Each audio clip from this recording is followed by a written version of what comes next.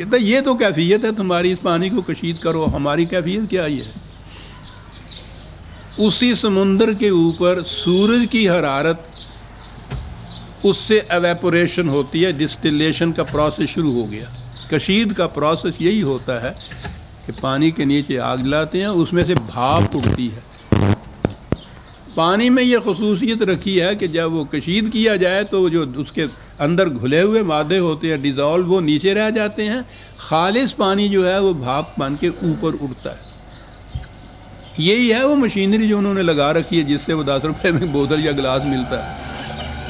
کہا سوچو تو صحیح کہ اتنا بڑا سمندر، اس میں سے پانی کشید کرنا ہے، کتنی بڑی بڑی بھٹیاں چاہیے۔ ہم نے ایک بھٹی لگا رکھی ہے اور وہ اوپر ہے،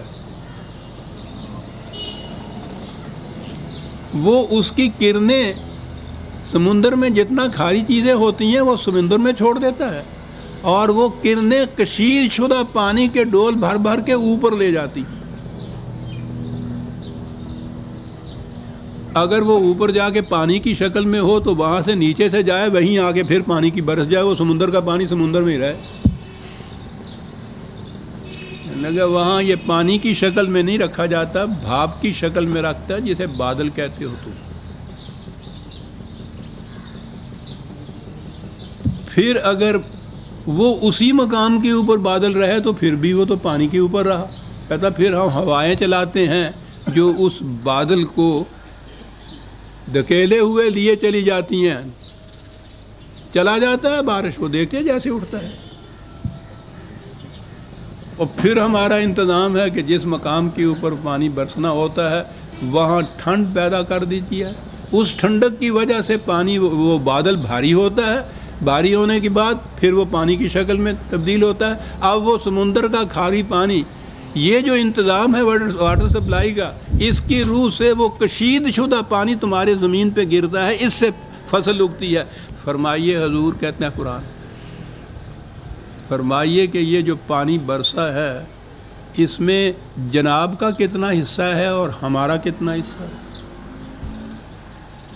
اتنے ہی پروسیس میں آپ دیکھیے کہ پہلی چیز تو یہ کہ اس بزنس کا جو بیس ہے زمین، وہ تمہاری نہیں ہے۔ دانا ایک ڈالا تم نے، پانی نہ ہو تو وہ بھی ویسے کا ویسا پڑا رہے، سڑ جائے، گل جائے۔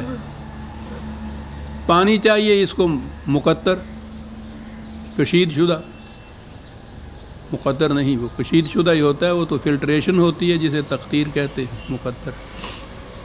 کشید شدہ پانی چاہیے، ڈسٹلڈ واٹر اتنی مقدار میں چاہیے۔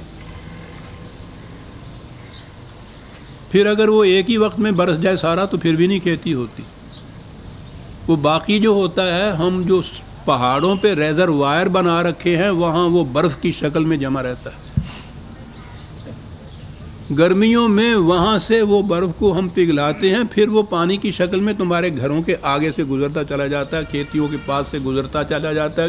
لیجئے سارا سال کشید شدہ پانی اس طرح سے تمہارے آگے سے گزرتا چلا جاتا ہے۔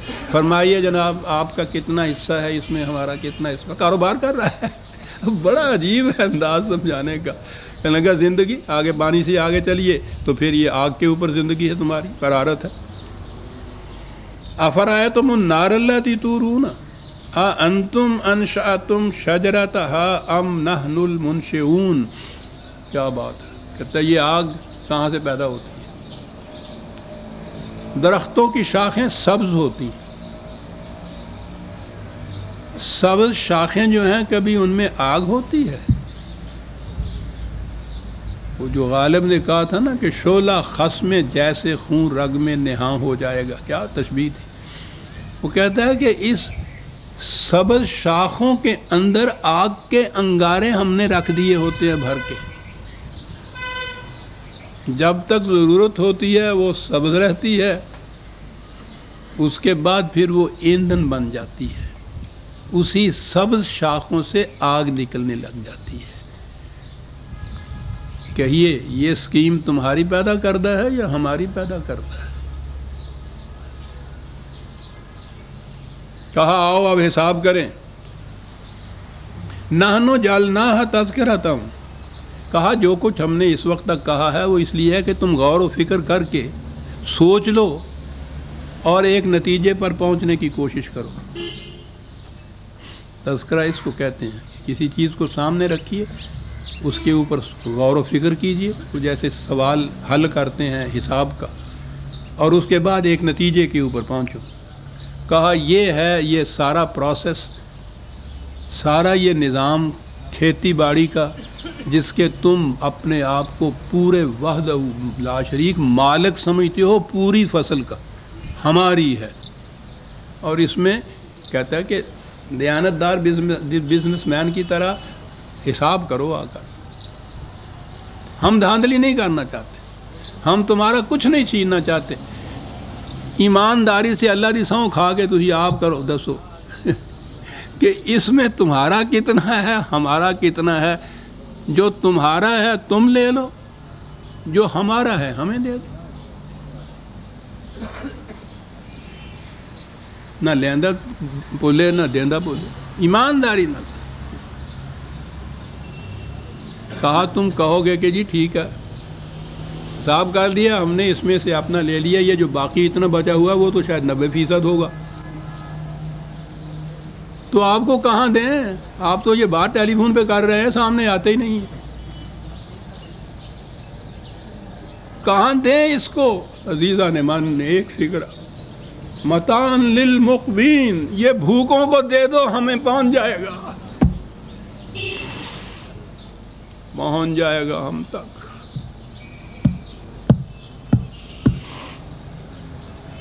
عزیزہ نے من سارا نظام معیشت کا جو ہے آپ کا اکنامک سسٹم ایک مثال میں حل کر کے رکھ دیا.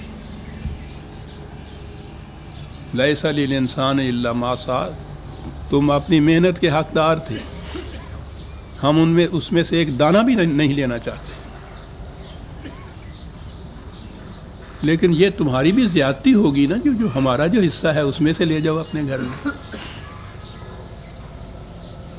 ہمارا حصہ ہمیں دے دو. اور میں نے جیسا عرض کیا ہے، بات تو یہ ہے جو آخر میں ایک لفظ میں کہہ دی. وہیں چھوڑ دیتا اگر تو پھر یہ بھی چیز ہوتی کہ صاحب پھر ٹھیک ہے. وہ جو کہتا ہے قرآن کے یہ مذہبی پیشواؤں کی صورت یہ ہے کہ وہ حصے لگاتے ہیں، وہ کہتے ہیں کہ جی یہ ہمارا صحیح، یہ آپ کے مردوں تک پہنچانے کا صحیح، اور یہ اللہ واسطے کا کہتے ہیں کہ یہ اپنے والا بھی لے جاتے ہیں، جسے اللہ واسطے کہتے ہیں وہ بھی لے جاتے ہیں.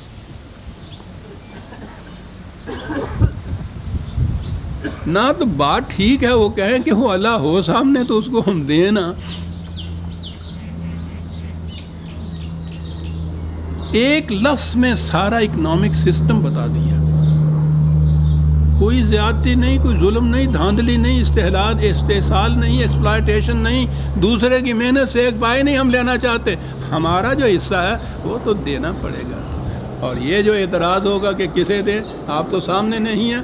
متاع للمقوین.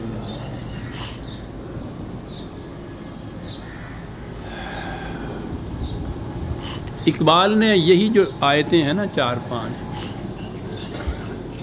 الارض للہ کے عنوان سے ان آیتوں کا یوں کہیے کہ ترجمہ کیا ہے بڑا خوبصورت. الارض للہ، زمین خدا کی ملکیت ہے. پالتا ہے بیج کو مٹی کی تاریکی میں کون، کون دریاؤں کی موجوں سے اٹھاتا ہے سہاؤ،